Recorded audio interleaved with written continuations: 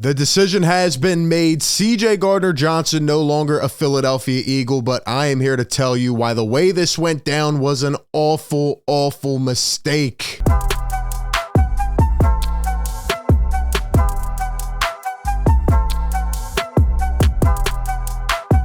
What is going on, everyone? Welcome into A to Z Philly, your number one home for Eagles coverage. Hit the like button if you enjoy this content. Subscribe by hitting that red button down below. Be sure to hit the bell so you don't miss any of the coverage. RB back, bringing you another one from the link.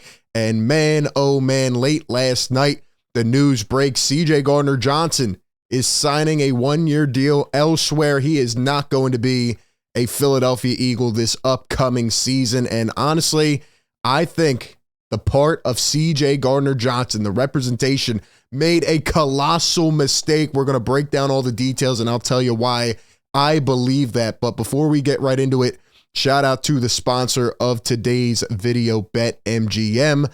Enjoy all your favorite sports like never before at BetMGM. Sign up using code ATOZPA and receive up to $1,000 back in bonus bets if you don't win your first bet. When you register with BetMGM, you'll get instant access to a variety of parlay selection features, live betting options, player props, and daily boosted odds specials. And with BetMGM at your fingertips, every play and every game matter more than ever. Find out why BetMGM is the king of sportsbooks. Sign up today with bonus code ATOZPA and get up to $1,000 back in bonus bets if you don't win your first bet. Visit BetMGM.com for terms and conditions. 21 years of age or older to wager. Pennsylvania only. New customer offer. Bonus bets expire 7 days from issuance. If you or somebody you know has a gambling problem, call 1-800-GAMBLER. All right, let's get into it, man. So again, breaking late last night, it comes out. I honestly couldn't believe it when I read the headline from Tom Pelissero here. The Lions, the Detroit Lions of all teams, are signing safety CJ Gardner-Johnson to a one-year, $8 million deal with $6.5 million guaranteed per sources. His agent, Kevin Connor of Uni Sports Management, confirmed the deal, which reunites CJ Gardner-Johnson with Dan Campbell and Aaron Glenn from his days back in New Orleans. So obviously CJ came to the Eagles. He was traded for a 5th and 6th last year. Really a sneaky deal right before the season. Howie Roseman gets it done. It ends up paying huge dividends. Just one of those crazy Howie Roseman trades. He was leading the league in interceptions. He was shifted to safety.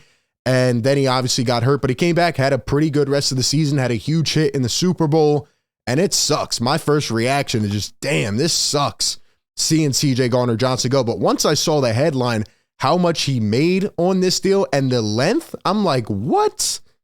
There's something else that has to be in play here. But anyway, CJ responds himself on Twitter, and he says, thank you to the Eagles organization, says it was a hell of a ride. I absolutely agree. It does suck. It'll suck not having the talent of CJ Gardner-Johnson, an upcoming 25-year-old stud. I think he could be really good in the league for years to come, and I do wish him the best of luck. But, man, the way this played out is an awful, awful, terrible mistake, and it's not on the Eagles' part either. It's not on Howie Roseman's part because Howie did everything that he could. I'm about to explain it right here. First off, let's look at the Eagles free agent update list here. So when I show you this list, what do you think? What is your grade so far of the Philadelphia Eagles free agency? I think it's honestly been maybe a B+ or an A-. I mean, you look at this, they signed Rashad Penny.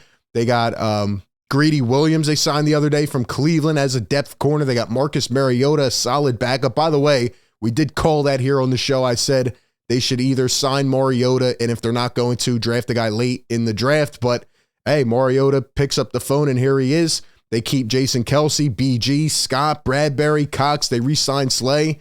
And all the guys that left, I felt were going to leave. Isaac Seumalo signs a deal yesterday to go in-state to the Pittsburgh Steelers. I mean, Pascal signs today. So, I mean, I can't really be too mad. I think Howie is prioritizing the players that I wanted to bring back. And I think he's had a really good free agency so far. But the one guy that was going to be a priority, it was CJ Gardner-Johnson. And how did this go down? How did this fall apart? We're 1 week, one full week into free agency, and now he's a Detroit Lion. So here's essentially, according to multiple sources, how this all went down. Per Jeff McClain on Twitter, he says that CJ is no longer in Philly. The Eagles initially made a multi-year offer early in free agency. I'm guessing on day one, they came in, they planned, they said, this is our priority. He's one of our guys that we obviously want back. They were going to choose him over Slay because he's 25, he's upcoming. They wanted to give him a multi-year extension and let him build and really be a piece, a playmaker of this defense to build around. And obviously he showed a lot of potential, but the Eagles made an early offer, multi-year, and he was looking for more. So he denied. That's perfectly fine. That's normal. Guys go out, they test the market. Perfectly understandable. But to wait a week rather than 2 days, 3 days, maybe 4 days. And, I can't pin this directly on CJ. I think it's more on his representation, his agency. But CJ, if you're out there listening, man, you may have to either take this upon yourself, represent yourself, or get a new agent after this, because the Eagles ended up moving on. They re-signed James Bradbury. We know that. Then the whole thing with Slay happens where, honestly, it's like how he's trying to juggle these back and forth. He doesn't know what's going on. He's like, all right, we want to keep CJ, and then, all right, here's an offer to Slay, and then Slay's gone. Then they go at the last second and try to reel him back in. They bring him back, which, by the way, I think was a great move. I'm very happy that they kept Darius Slay. They kept this whole thing going, together and kept one of the best corner duos in the league, one of the best secondaries.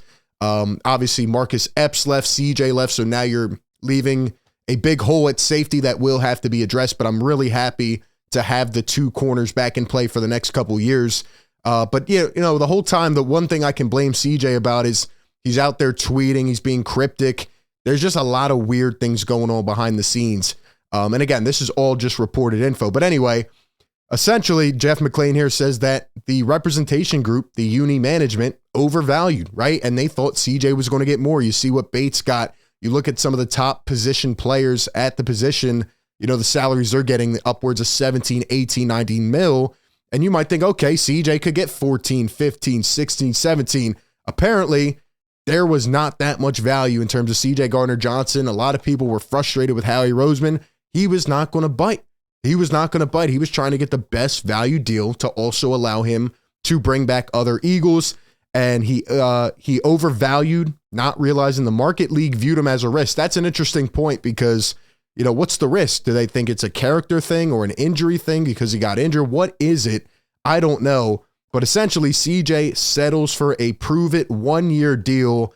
And according to Derek Gunn, apparently the Eagles offered CJ a 3-year deal with 2 years guaranteed for more money total than the 1 year he signed with Detroit. Only 6.5 guaranteed. More to this story will come out, says Derek Gunn. Here's my quick thoughts. This is a colossal mistake. And I'm talking about for the career of CJ. I'm happy that he got money and, that he finally cashed in a little bit on a payday. But, he's going to go through the same process next year. And if CJ Gardner-Johnson was going to take a 1-year deal, I get it. It's more in the agent's hands. But at some point, you have to step up. If you're going to take a 1-year deal, why would you do it with the Detroit Lions? Now, they were an upcoming team. They showed promise. Yeah, they might make the playoffs. They might go on a run. The Eagles are much more likely to make a run back to the Super Bowl, and hopefully everybody stays healthy and things go well. But just looking at the rosters, the Eagles were able to retain a lot of guys. Why would you not want to come back, play with one of the best secondaries, one of the best defenses, and try to go back to the Super Bowl? Because guess what? That translates more cash into your pocket. You just saw it. It just smacked the Eagles in the face. Look at all the free agents they lost. They got huge paydays. For example, Hargrave getting $21 million a year. If the Eagles go on another run and you prove yourself yet again, have another really solid year as safety, playing with a good secondary, guess what? You're going to get a huge payday. Now, he might end up getting paid anyway. He may ball out with the Lions. I hope he does so. All I'm saying is that why not stay where you're comfortable, where you obviously wanted to be? We saw that from all the cryptic tweets. And why not stay here for one more year? Even if you have to take a little more of a discount, come back and prove yourself again. Say, yo, this is my second year as a safety with the Eagles. And, I went out there and balled again. It makes absolutely no sense to take a prove-it deal somewhere else where who knows what's going to happen with the Detroit Lions. I just think this was an absolute fumble of the bag by his agency. And to make it worse, to cap it off, look at this, man. Universal Sports Management on Twitter. There were a lot of fans coming at their Twitter page. They're out here tweeting back at fans. This is an absolute joke. You want to talk about being immature? This is an actual agency group. They say perception versus reality, 1-year deal versus 3-year fake or 1 year real versus 3 year fake. Which sounds better to you? 1 year deal, $8 million, 3 year deal, $24 million max with $17 million in year 3. Which one are you taking? Mic drop. You want to talk about being immature? Dude, this is bad. This is a bad look, man. Who's running this Twitter page? Is it his agent? Is it someone else? I mean, this is almost laughable. Mic drop. And they're out here tweeting details of different offers that they received. If you were that good, if you were really that high in terms of value, you would have got a $14, $50 million contract. I don't know why they didn't perceive him to be that high. Maybe, again, because it was his first year switching to safety and he got injured and things like that. I really don't know. At the end of the day, you really fumbled an opportunity to come back, go on another run, and get the best payday possible in my eyes, and maybe go win a Super Bowl. So it is just a really unfortunate turn of events. The Eagles have to move on now, and they have to address the safety position. That now could be a first or second round target. You know what I mean? But who knows if Howie will do that. Maybe you go get a free agent, right? Kevin Byard and the Titans having a situation. Maybe that's a guy you look into. I could probably see Howie going the vet route. But at the end of the day, now the Eagles move on, and it is what it is. It's unfortunate because I think Howie Roseman did everything in his power to try to bring CJ back. The Eagles prioritized him, and he tried to bet on himself, but the timeline was just awful, and they fumbled the bag, and now they're out tweeting about it. So anyway, those are just my thoughts, man. Eagles, what will they do next at safety? Let me know down below. Appreciate everybody for tuning in. Be sure to like, comment, subscribe, and with that being said, I will catch you all on the next one. Peace.